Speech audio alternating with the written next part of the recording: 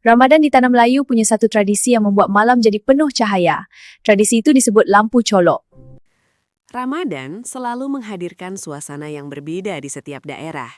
Di Tanah Melayu, khususnya di wilayah Kepulauan Riau, Riau hingga Kalimantan Barat, ada satu tradisi yang selalu dinantikan ketika Ramadan memasuki penghujungnya. Tradisi itu dikenal dengan nama lampu colok atau sering juga disebut malam likuran. Tradisi ini biasanya mulai terlihat pada 10 malam terakhir Ramadan. Pada malam-malam itu, rumah-rumah masyarakat mulai dihiasi dengan lampu-lampu kecil yang menyala hangat di depan rumah, di sepanjang jalan, bahkan hingga menuju masjid. Cahaya-cahaya itu bukan sekedar hiasan. Bagi masyarakat Melayu, lampu colok memiliki makna yang dalam, baik secara sejarah, budaya, maupun spiritual. Jika kita menelusuri sejarahnya, tradisi lampu colok diyakini sudah ada sejak masa kejayaan kerajaan-kerajaan Melayu seperti Kesultanan Riau Lingga dan Kesultanan Siak.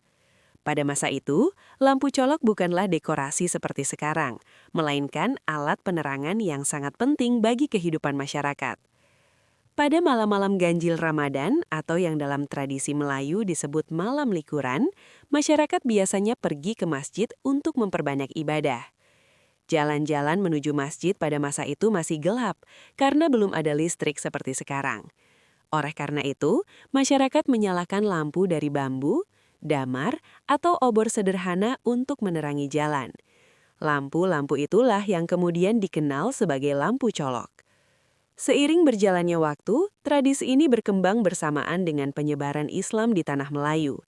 Istilah likur sendiri berasal dari bahasa Jawa yang berarti angka 20. Dalam konteks Ramadan, malam likuran merujuk pada malam-malam ganjil setelah tanggal 20, yaitu malam ke-21, 23, 25, 27, dan 29. Malam-malam ini dipercaya memiliki peluang besar terjadinya Lailatul Qadar, malam yang lebih baik dari 1000 bulan. Namun di balik makna religiusnya, tradisi lampu colok pada masa lalu juga memiliki sisi kepercayaan yang cukup kuat. Sebagian masyarakat dahulu meyakini bahwa pada bulan Ramadan, roh-roh para leluhur akan pulang ke rumah mereka.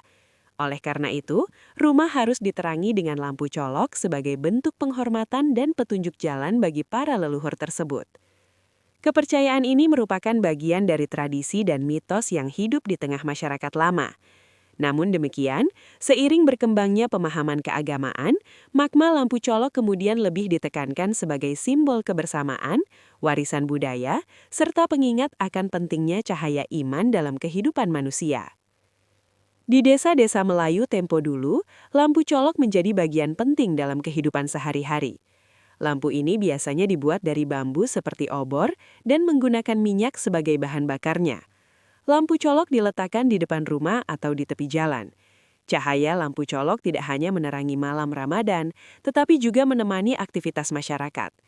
Anak-anak yang pergi mengaji ke surau atau masjid sering berjalan dalam cahaya lampu colok. Lampu-lampu itu menjadi penerang dalam gelap, sekaligus menjadi simbol kehidupan masyarakat desa yang sederhana namun penuh kebersamaan. Jika dibandingkan dengan masa sekarang, tradisi lampu colok telah mengalami banyak perubahan. Dahulu, lampu-lampu ini hanya dipasang sederhana di depan rumah atau di sepanjang jalan menuju masjid. Namun di era modern, tradisi ini berkembang menjadi sebuah festival budaya.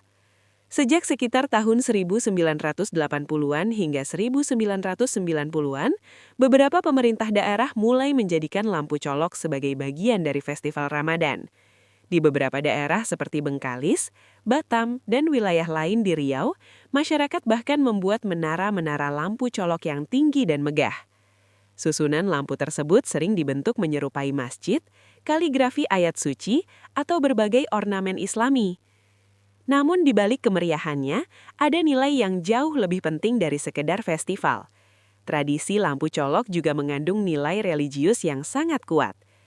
Dalam kehidupan masyarakat Melayu, agama bukan hanya soal ritual ibadah, tetapi juga tentang perilaku dan akhlak dalam kehidupan sehari-hari. Agama dipahami sebagai pedoman hidup yang membentuk manusia menjadi pribadi yang berbudi luhur atau akhlakul karimah. Nilai religius ini kemudian diwariskan dari generasi ke generasi, terutama melalui keluarga. Keluarga menjadi tempat pertama bagi anak-anak untuk belajar memahami tradisi ini. Orang tua biasanya menceritakan bagaimana lampu colok dahulu digunakan, apa makna di baliknya, dan mengapa tradisi ini harus dijaga. Dari cerita-cerita tersebut, anak-anak belajar tentang sejarah, nilai budaya, serta makna religius dari tradisi lampu colok.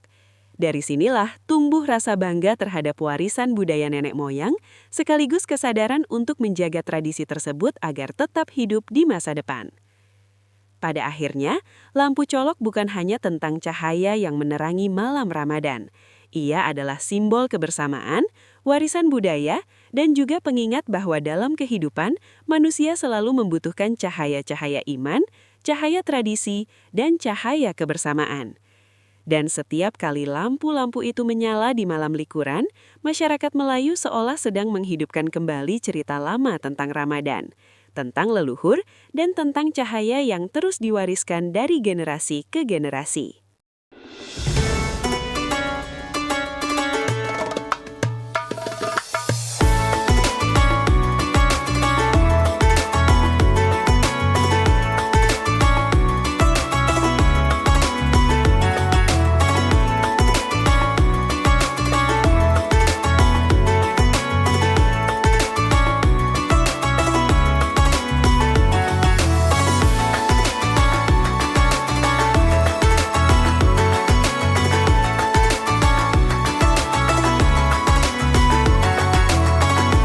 Pertama kali lebaran ini Bagaimana kisahnya, Pak? luar biasa.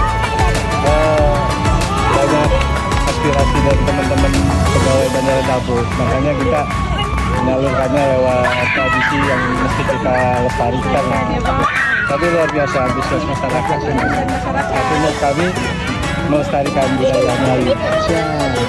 Memang dari dulu dari tahun ke tahun Bandara ini memang terkenal antusias kalau dalam terbang Segala perlombaan. segala perlombaan.